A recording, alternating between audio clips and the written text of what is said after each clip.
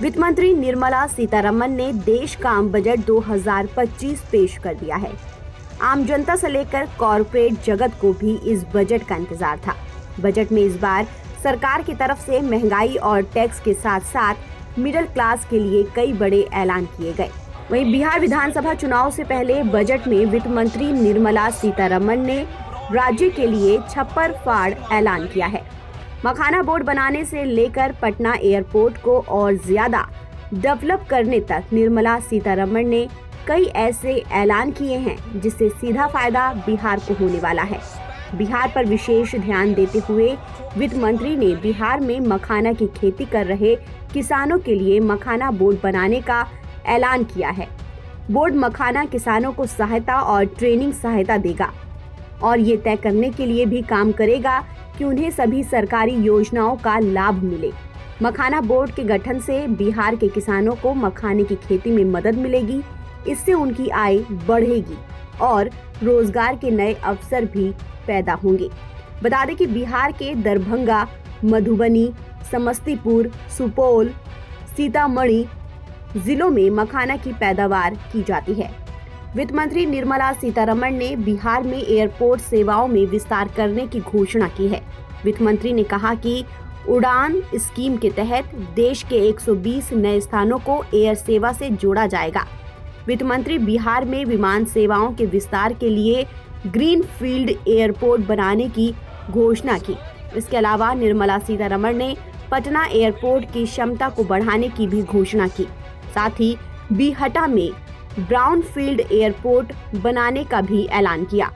बिहार में शिक्षा के क्षेत्र में एक बड़ा ऐलान करते हुए वित्त मंत्री निर्मला सीतारमण ने घोषणा की कि आईआईटी की क्षमता विस्तार करने की दिशा में पटना में आईआईटी की क्षमता बढ़ाने का काम किया जाएगा।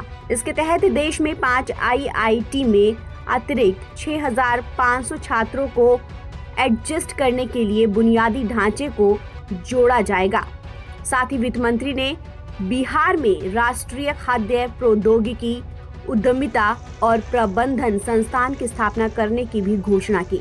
इससे बिहार संवर्धन होगा और युवाओं को कौशल, उद्यमिता और रोजगार मिलेंगे। वहीं लगातार बाढ़ की विभीषिका झेल रहे बिहार के लिए वित्त मंत्री निर्मला सीतारमण ने अहम ऐलान किए।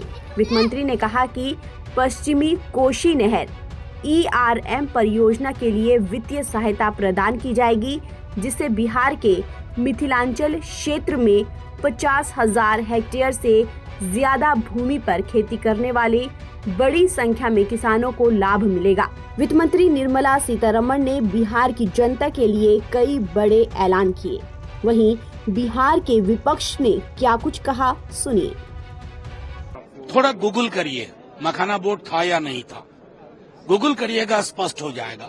एक पुराना मुहावरा था, पुरानी शराब नई बोतल।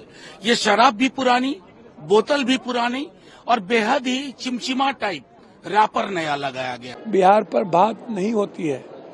बिहार पर क्या बातचीत हो गई भैया? विशेष राज्य मिल गया, विशेष पैकेज मिल गया, पूर्वांचल के मंत्रिमंडल का गठन हो गया, पलायन की बात हुई, फैक्ट्री लगाने की बात हुई।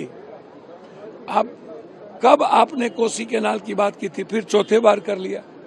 मखाना बोर्ड का गठन हम लोग का डिमांड था कि आप फिनेंशियल मखान के लिए और मक्का के लिए आप क्या कर रहे हो, डेयरी के लिए क्या कर रहे हो, मछली फिशेज के लिए क्या कर रहे हो।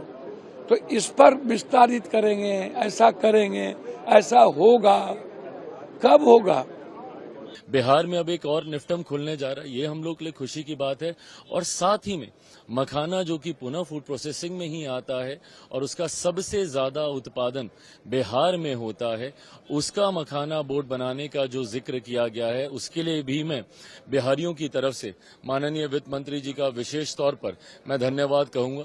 जिस तरीके से बिहार में इंफ्रास्ट्रक्चर डेवलपमेंट का जिक्र किया गया, एयरपोर्ट्स, ग्रीनफील्ड एयरपोर्ट का इसमें जिक्र किया गया, एयरपोर्ट के एक्सपेंशन का जिक्र किया गया, आईआईटी में जिस तरीके से बिहार में एक्सपेंशन का जिक्र किया गया, तो मैं ये मानता हूं कि बिहार के लिए भी और साथ में पूरे देश में जिस तरीके से अपेक्षा इवन अगर आप टैक्सेशन में भी देखें, टैक्स सेक्टर में भी अगर आप देखें, जिस तरीके से नए टैक्स स्लैब्स ने ज्यादा कमाई हर व्यक्ति के हाथ में बचे, इस सोच के साथ इन स्लैब्स को तैयार किया गया है। तो मैं मानता हूं कि ओवरऑल ये एक बहुत ही खूबसूरत और मजबूत बजट है।